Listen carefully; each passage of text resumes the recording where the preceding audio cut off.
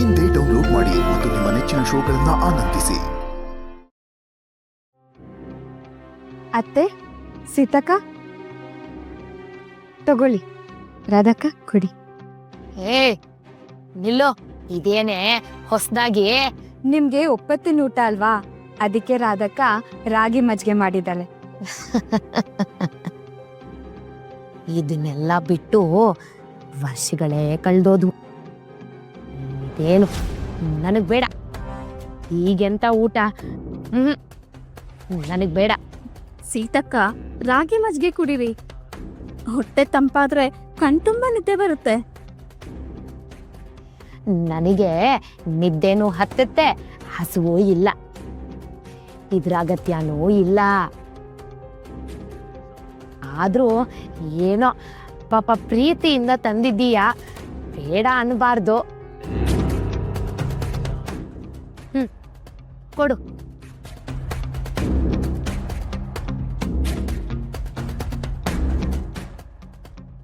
ನೀವು ತಗೊಳ್ಳಿ ಗೋಪಕ್ಕ. ನನಗ್ ಬೇಡ ಅಮ್ಮ, ಹೊರಟೋದಾಗ್ಲೇ ನಾನು ಒಪ್ಪತ್ತು ಊಟಕ್ಕೆ ಒಗ್ಗೋದೆ, ಇದೆಲ್ಲ ಬೇಡ.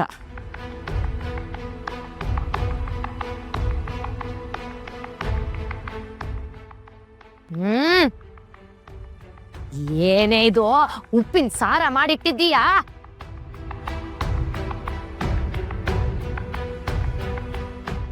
ಇಲ್ಲಮ್ಮ, ಸರಿಯಾಗಿ ಹಾಕಿದೀನಿ ಉಪ್ಪು. ಏನು ಏನು ನೋಡ್ ಹಾಕಿರೋದು ನಿನ್ ತಲೆ? ನಾಲ್ಗೆಗಿಟ್ರೆ ನವರಂಧ್ರಗಳು ಜುಮ್ಮನತ್ತೆ. ತಲೆ ಸಪ್ಪೆ ತಿನ್ನೋಳಿಗೆ ಹೀಗ ಮಾಡ್ತಾರೇನ್ಯೆ? ಕಮಲಮ್ಮ, ಮರ್ತು ನನ್ನ ಕೈ ಮುಂದಾಯ್ತೇನೋ, ನೀನೊಂಚೂರು ರುಚಿ ನೋಡಿ ಹೇಳು.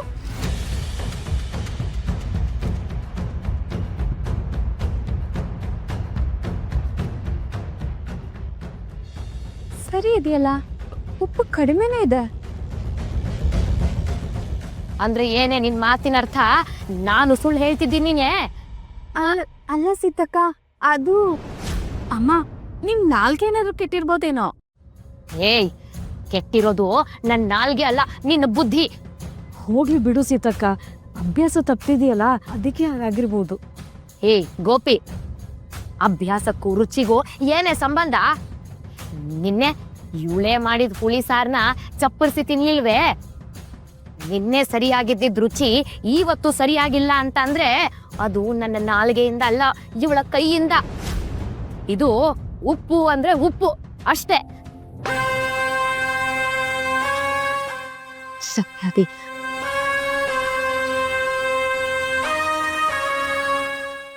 ಬೇಜಾರು ಮಾಡ್ಕೋಬೇಡ ರಾಧಕ್ಕ, ನಮ್ಮ ಸೀತಕ್ಕ ಸ್ವಲ್ಪ ಹಾಗೇನೆ. ಒಮ್ಮೆ ಬೇಡ ಅಂತ ತಿರಸ್ಕರಿಸಿದ್ರೆ ಮುಗಿದೋಯ್ತು, ಮತ್ತೆ ಮುಟ್ಟಲ್ಲ. ನೀನು ಹೋಗು, ಊಟ ಮಾಡಿ ಮಲ್ಕೋ.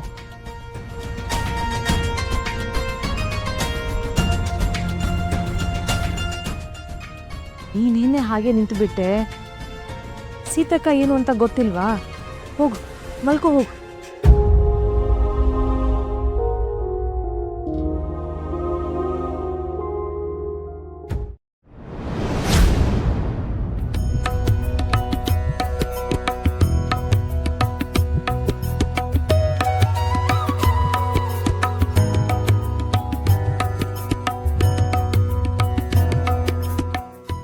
ವಿಶ್ವನಾಥ ಅವರು ಕಾಣಿಸದ ಹಾಗೆ ಅವರ ಸುತ್ತ ತೆರೆ ಹಿಡಿರಿ.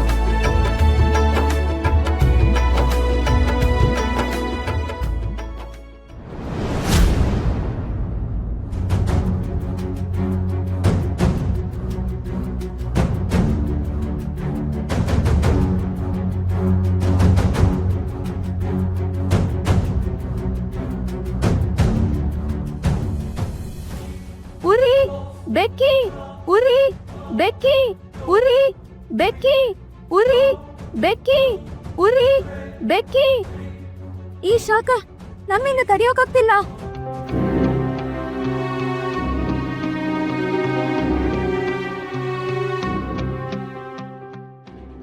ಇವ್ರಿ ಇವ್ರಿ ನಮ್ಮಿಂದ ತಡೆಯೋಕಾಗ್ತಿಲ್ಲ. ಉರಿ ಬೆಕ್ಕಿ ಉರಿ. ನಾವು ತಪ್ಕೊಂಡ್ಬಿಟ್ವಿ. ನಮ್ಮಿಂದ ಮಹಾ ಅಪರಾಧ ಆಗೋಯ್ತು. ಈ ರೀತಿಯಾದಂತ ಅನುಭವ ಇನ್ನೆಂದೂ ಆಗಿರ್ಲಿಲ್ಲ. ಗುರುಗಳೇ, ನಮ್ಮನ್ನು ಕ್ಷಮಿಸಿ ಕ್ಷಮಿಸಿ. ಗುರುಗಳೇ, ನಮ್ಮನ್ನು ಕ್ಷಮಿಸಿ ಕ್ಷಮಿಸಿ ಕ್ಷಮಿಸಿ. ಗುರುಗಳೇ, ನಮ್ಮನ್ನು ಕ್ಷಮಿಸಿ ಕ್ಷಮಿಸಿ. ಗುರುಗಳೇ, ನಮ್ಮನ್ನು ಕ್ಷಮಿಸಿ ಕ್ಷಮಿಸಿ. ಗುರುಗಳೇ, ನಮ್ಮನ್ನು ಕ್ಷಮಿಸಿ ಕ್ಷಮಿಸಿ.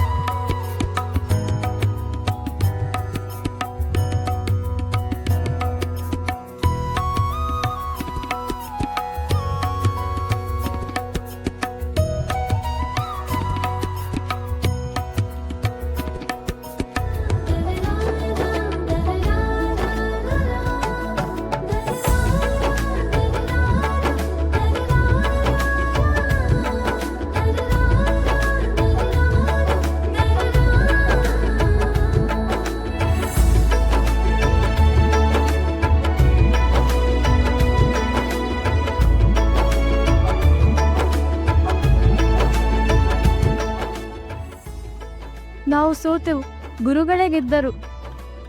ನಮ್ಮಿಂದ ಮಹಾ ಅಪರಾಧ ಆಯ್ತು. ಕ್ಷಮಿಸಿ ಬಿಡಿ ಗುರುಗಳೇ, ದಯವಿಟ್ಟು ಕ್ಷಮಿಸಿ ಬಿಡಿ. ಒಬ್ಬ ಕವಿ ಸಾವಿನ ಬಗ್ಗೆ ಮನ ಮುಟ್ಟುವಂತೆ ಬರೆದಿದ್ದಾರೆ ಅಂದರೆ ಅದು ಅವನ ಕಲ್ಪನೆ, ಸಂಶೋಧನೆ ಮತ್ತು ಅನುಭವಗಳ ಸಾರಾಂಶವಾಗಿರುತ್ತದೆ ಹೊರತು ಅವನೇ ಸತ್ತು ಅನುಭವ ಪಡೆದು ಬರೆಯಲು ಸಾಧ್ಯವೇ ಇಲ್ಲ.